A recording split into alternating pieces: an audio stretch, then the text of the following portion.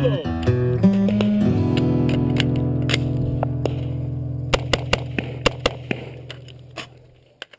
Hi everyone, Battle Beaver here. Today I'm going to show you how to install a few accessories on your Benelli M4. For those of you that have this gun, you'll know already it's an awesome semi-automatic shotgun. The only drawbacks or complaints that I have about it are this small charging handle. There's no stippling on it or anything to make it grippy, and if your hands are sweaty, I find my hand slips off. The bolt release or the carrier latch button here is very small, and the magazine tube extension, I don't really like the looks of these ribs. So what I have is a GG&G magazine tube extension, which doesn't have the ribs. This is aluminum. This won't increase the capacity of your shotgun, obviously. Being in Canada, we're limited to 5 rounds in a semi-automatic. So this will make it look nicer, at least in my opinion. The other GG&G accessory is a carrier latch. It replaces the small one here with a much larger button to press. And finally is the bolt release.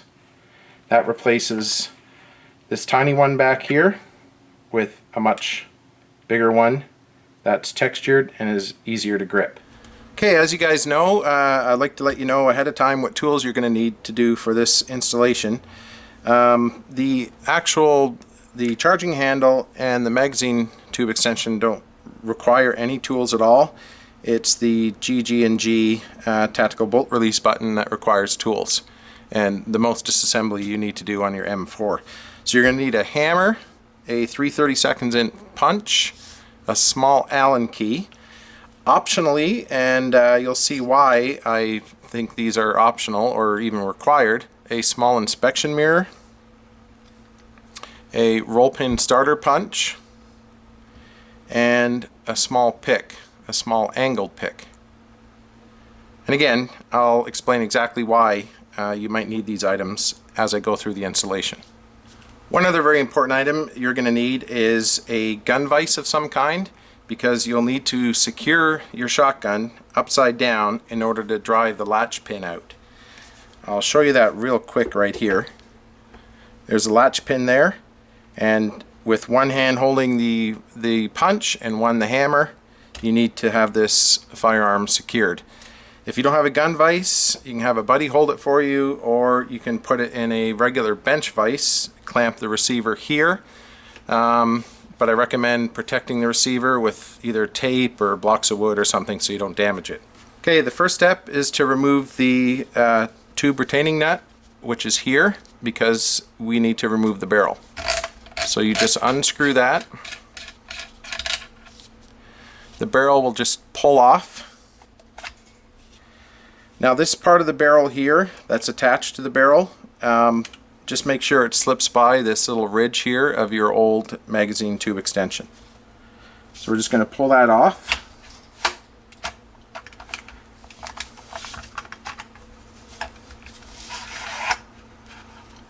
And you can take these hand guards off.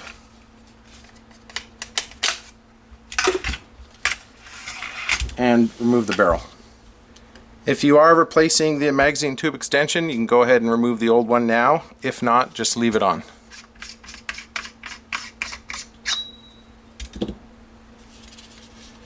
Next, we need to remove the trigger assembly. Now you can attempt to remove the bolt now. I'll go ahead and do that. You need to pull out the old charging handle. It's just a twist and turn, and the bolt will slide out. To remove the trigger assembly, you just need to push this pin out here. Okay, I've zoomed in a bit so you can see it a bit clearer. This pin gets pushed out from the right side of the firearm. I'll show you the other side here. It's bigger, and similar to the AR-15 takedown pins, this pin is captured, so you can't pull it all the way out. Like I said, you don't need a hammer. You just simply push on the pin. As you can see, it's captured, and just remove the trigger assembly. Okay, I've got the Benelli mounted upside down in my gun vise, and to remove the old bolt release, you need to punch this latch pin out. So you just grab your 3/32 inch punch and your hammer. It will fall right out the bottom, so just make sure you have something there to catch it. Because this is under spring tension, you might want to hold on to the back of it as you're punching.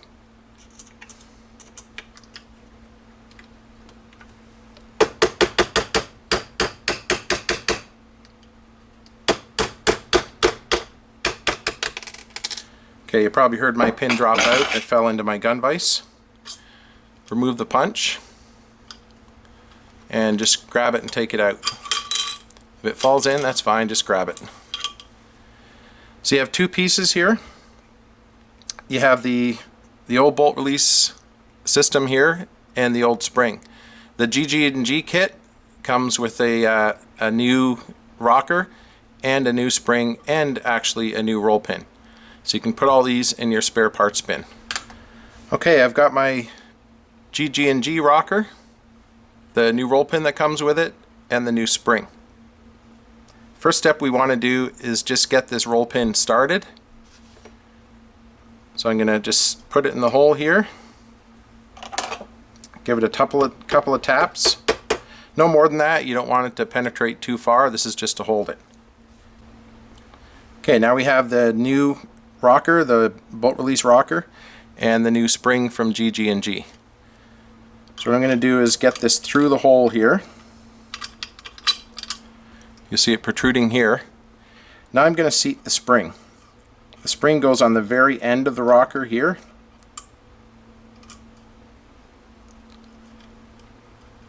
It's a little bit tricky. Okay, now I'm going to squeeze that in. And I'm just going to tap this roll pin with my hammer.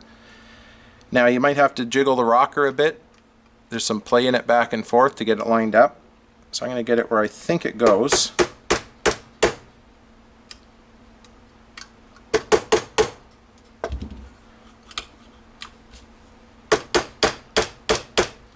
Okay, it's caught in the top hole. What I mean by the top hole, I'll just grab the old one here. It seats in like that.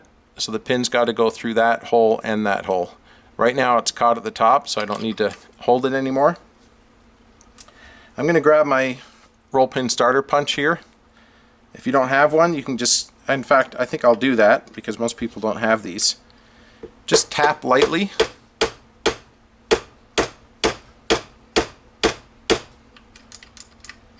It's still not caught at the bottom.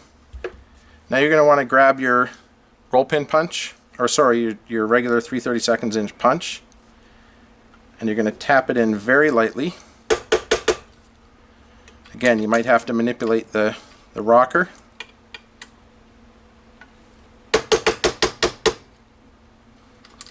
Okay, that's secure. One of the dangers of doing this job is driving that roll pin in too far.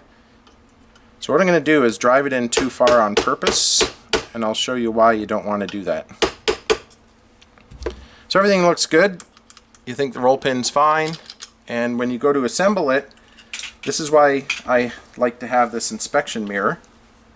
I'm going to put this underneath. Let's see if I can get a view of what happened here. See the roll pin now protruding from the bottom? Let me get something to point with. That silver bit there is that roll pin sticking out too far.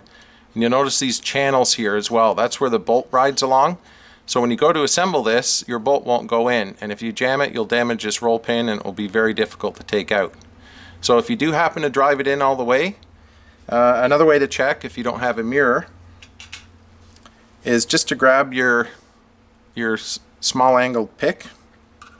And what you can do is put the pick in the channel and run it along the top. And if you feel something hitting, then you know that's the roll pin. If you don't have an inspection mirror, the other way you can check for the pin coming in too far is look into the end of the receiver this way. Now the pin is still, I punched it too far on purpose, just trying to get a good angle here for you. That silver piece in there that you can see, on the left hand side is the pin coming through. That's another way to check. I just find the inspection mirror a lot more convenient. So if you do this, it's not a big deal. Simply unclamp your Benelli, turn it over the other way, and you now have access to the roll pin here to punch it in. So I'm going to go ahead and do that. Grab my roll pin punch.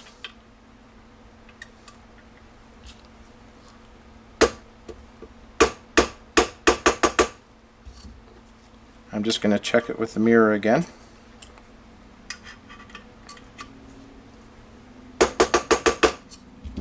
Let's turn this over and have a look. So we've got it flipped over. I'm going to have another look with the mirror. And you see there's no sign of the pin there. Okay, now that this is pretty much the hardest part of the job, seriously, and it really is not that hard. So the next thing we want to do is put our trigger group back in. It's a lot easier to do if the hammer is cocked, just because the bolt's a lot easier to slide in if the hammer's cocked. So if it isn't, if this is sitting up, just press it down and have it engage a sear. So you put that in the way it came out. You want to make sure it's seated as far back as possible against your grip here in order to line it up with the bolt. Now it's not going to go in because this will be blocking it. So you're going to have to press your bolt release button as you slide it in. So I'm going to push it back as far as I can. Now you'll notice there's a gap there. You'll hear it click in like it just did. So then you just take the pin and push it in. Okay, the next step is to install the button that goes on to the bolt release. You notice this hole is not quite centered between that side and that side. Now you could put it on this way, but it will extend past this angled area on your Benelli and it could catch on something. So you want to do is put it that way. If you just manipulate it and press, you'll hear a click. Okay, once that's in, you take the supplied Allen nut and your Allen key and screw it on. Now you might want to put some blue Loctite on this. I'm not going to bother right now. I'm going to shoot it first, and if this starts to come loose over time, I'll just add some blue Loctite to it. So snug that up, don't over tighten it, and that part's done. Next step is to grab your bolt. We're going to slide that in.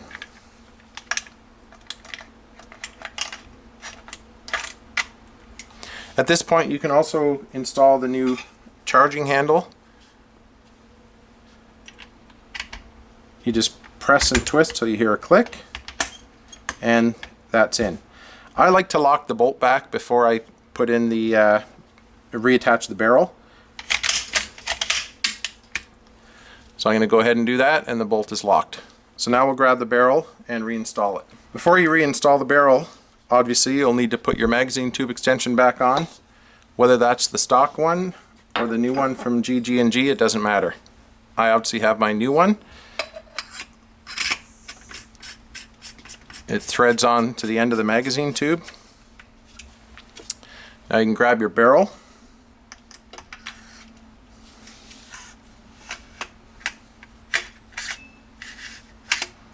I like to get my barrel with about maybe half an inch, maybe 3/4 of an inch space before it's fully seated.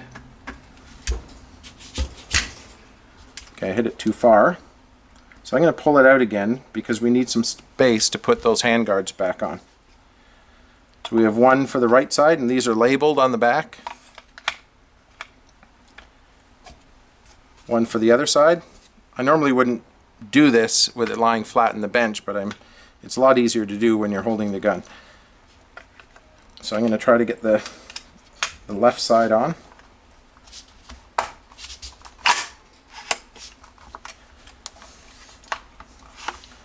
As I said, this is pretty awkward to do on camera. Okay, finally got it seated. So now I can just hold it while I push the barrel on. What I'm doing is just hitting the end of the barrel with the palm of my hand. Now that it's seated back here, I'm just going to turn the gun on its butt off camera and push the barrel all the way down. Okay, everything's seated properly. Make sure these are underneath this piece and underneath that piece on both sides so your handguards don't come off. Final step is just to put the tube nut back on.